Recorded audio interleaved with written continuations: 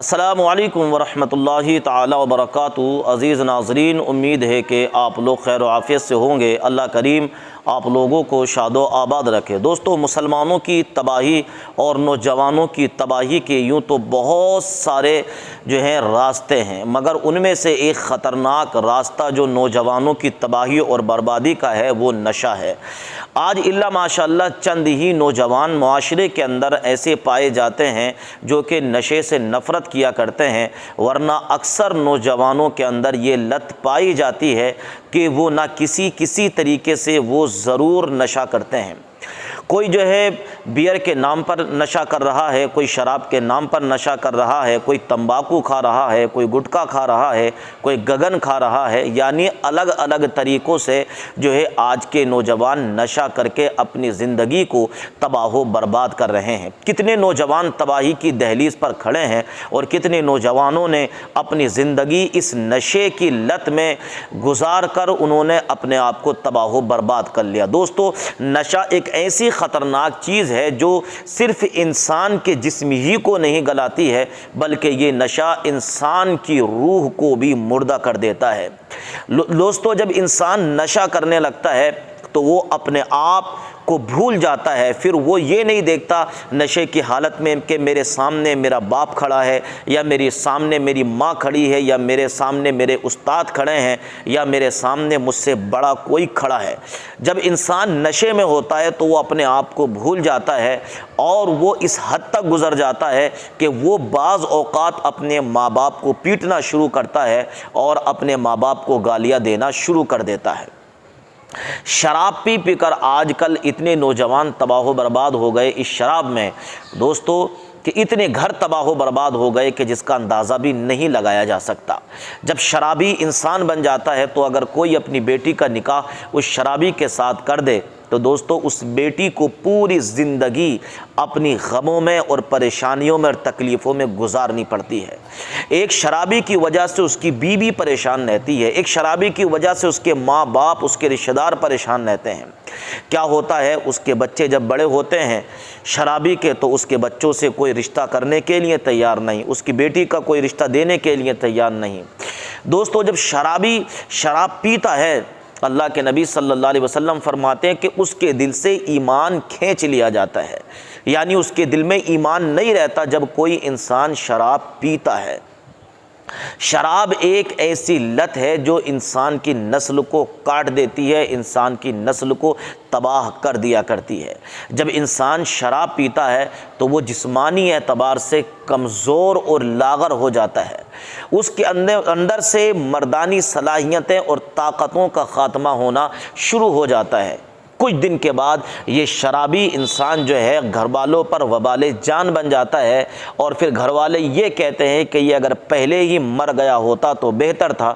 इसकी वजह से हमारी मुआशरे के अंदर ज़िल्लत और रुसवाई हो गई है। आप लोगों ने देखा होगा, अगर किसी ख़ानदान में 2-4 लोग शराबी होते हैं तो उस ख़ानदान से कोई दूसरा ख़ानदान अपना ताल्लुक़ और अपना रिश्ता मजबूत करने के लिए तैयार नहीं होता, क्योंकि उन्हें मालूम है कि हम अगर शराबी के पास हमारी औलाद बैठेगी तो ये लत उसके अंदर भी पड़ेगी, एक दिन वो भी शराबी बन जाएगा। तो शराब एक ऐसी बुरी आदत है, शराब एक ऐसा बुरा नशा है जो इंसान की ज़िंदगी को कम और इंसान को तबाह बर्बाद कर दिया करता है। इसलिए शराब से अपने आप को बचाइए, अपनी औलाद को बचाइए और किसी भी तरीक़े का नशा हो उसके करीब न जाएं। ये नशा आपकी ज़िंदगी को तबाह बर्बाद कर देगा। अजीज़ साथियों, तो उम्मीद है कि मेरी छोटी सी वीडियो आप लोगों को अच्छी लगी होगी। इस वीडियो को अपने दोस्तों में, जवानों में ज़रूर भेजिए ताकि अगर उनमें से कोई शराब पीता है तो वो शराब पीने से तौबा कर ले। याद रख ले, जब इंसान शराब पीता है तो 40 दिन तक उसकी कोई नमाज और उसकी कोई दुआ भी कबूल नहीं की जाती है। शराब इतना बड़ा गुनाह है, इसलिए शराब पीने से बचिए, शराब को हाथ मत लगाइए, अच्छे बनिए, लोगों में अच्छाई फैलाइए, नेक बनिए, लोगों को नेकी की दावत दीजिए। आइए सुनते हैं एक अच्छी सी वीडियो। खलनायक था, आप खुद इतिहास में ढूंढिए ना कि किसकी क्या स्थिति थी, किसके बारे में क्या लिखा है। इस पे नेताओं से आप बुलवाओगे, भारतीय जनता पार्टी फिर उस पर काउंटर करेगी। वो जैसे मुर्गा लड़ाने वाला खेल चल रहा है, फायदा कोई और उठा रहा है। मैं इस पूरे खेल के खिलाफ हूं। दरअसल मैं चूंकि शायर भी हूं, नेता बाद में हूं, तो मैं इस पूरे खेल को मैं अभी सवाल जब पूछ रहे थे विक्रांत जी रणदीप सुरजेवाला जी से, तो मैं उस समय सदन में मौजूद था जब ये सब हो रहा था। जब वो बोल रहे थे रामजीलाल सुमन जी, तो सत्ता पक्ष के सारे लोग चुपचाप बैठे थे। फिर थोड़ी देर बाद उनको याद आया कि इस पे तो फायदा उठाया जा सकता है राजनीति, फिर राजनीति शुरू हुई। नहीं, किसको याद तो आया? राजनीति रामजीलाल सुमन को नहीं याद आया कि राजनीति दोनों को नहीं याद आया, दोनों को नहीं याद आया। ना रामजीलाल सुमन जी को उस समय याद था, ना भाजपा को याद था। मैं तो बैठा था ना, हम तो तटस्थ थे, हम तो तीसरी तरफ थे। तो गलती इसमें किसकी है? अब जिसकी आप गलती निकाल दें। नहीं, आप तो मौजूद नहीं, हम कह रहे हैं, नहीं, मैंने कहा ना, आप जिसकी गलती चाहे उसकी गलती निकाल दें। नहीं, लेकिन अल्टीमेट मेरी बात सुनिए, मैंने कहा ना, मैंने मीडियल हिस्ट्री पढ़ी है, मैंने एंशिएंट हिस्ट्री पढ़ी है, मैंने मॉडर्न हिस्ट्री पढ़ी है, मैं पढ़ा लिखा व्यक्ति हूं। मैं तो कह रहा हूं ना, मैं तो देश से पूछना चाहता हूं कि मैं इतिहास की किताबों से पढ़ूं, इतिहास की किताबों में जो लिखा है उससे उस पे बात करूं, या जो व्हाट्सएप यूनिवर्सिटी पे और फेसबुक पे रोज पढ़ाया जा रहा है उस पे बात करूं। नहीं, बिल्कुल इतिहास की किताबों पे बात करें, इसीलिए क्यों? वो मीडिया में मौजूद हर व्यक्ति पढ़ा लिखा है, भारतीय जनता पार्टी का भी हर नेता पढ़ा लिखा है, ज्यादातर तो पढ़े ही लिखे हैं, तो वो क्यों नहीं उन किताबों को उठा के पढ़ते? और फिर रणदीप जी ने बहुत अच्छी बात की, मैं बार बार उनको कोट कर रहा हूं कि आप सवाल ना करो किसी अच्छे विषय पे, इसलिए उठा के लाएंगे। आप पूछोगे कि भैया इसी देश में 100 रुपए किलो टमाटर कैसे बिक रहा है, तो बोलेंगे औरंगजेब क्रूर था या अन्यायी था। मानते हो कि नहीं मानते हो? अरे बिल्कुल मानते हैं भाई, पूरा देश मानता है। तो इसमें सवाल कहां से बनता है? हर राजा जो सत्ता के विस्तार के लिए लड़ रहा था, वो सब अपने समय में उसने क्रूरता दिखाई, कोई भी राजा रहा। तो हम उन राजाओं पे बात करने के बजाय जो आज के राजा हैं, जो औरंगजेब से भी मतलब ज्यादा सत्ता विस्तार के लिए लालायित हैं और परेशान हैं और उससे भी बुरा बर्ताव कर रहे हैं जनता के साथ, उन पे बात करें कि हम उस पे जाकर के 500 साल पुरानी बातों पे बात करें? सर देखिए, मीडिया हर बार जो है एक पंचिंग बैग बन जाता है। मुर्गा लड़ाई आप हमेशा नेताओं को ही पंचिंग बैग बनाना चाहते हो, तो बना लो, मैं बनने के लिए तैयार हूं। मुर्गा लड़ाई, सच बात तो ये है सर, शुरू तो नेता करते हैं, अब सारी हल्के से अपना एक हिंट डाल देते हैं। मतलब अब्बू आजमी जी से भी हमने तो नहीं जब मैं मंचों पे था कभी सम्मेलन में, हमने तो नहीं भेजा। जब मैं मंचों पे था तो मैं भी नेताओं पे बहुत कविताएं सुनाता था और बेचारा नेता सामने बैठ करके ताली बजाता था।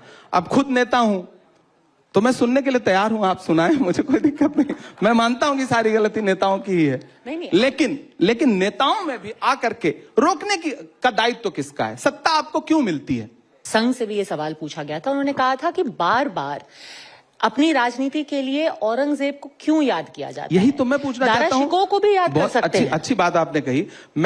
मुझे हैरत है कि भाजपा फिर संघ को क्यों नहीं मान रही आजकल?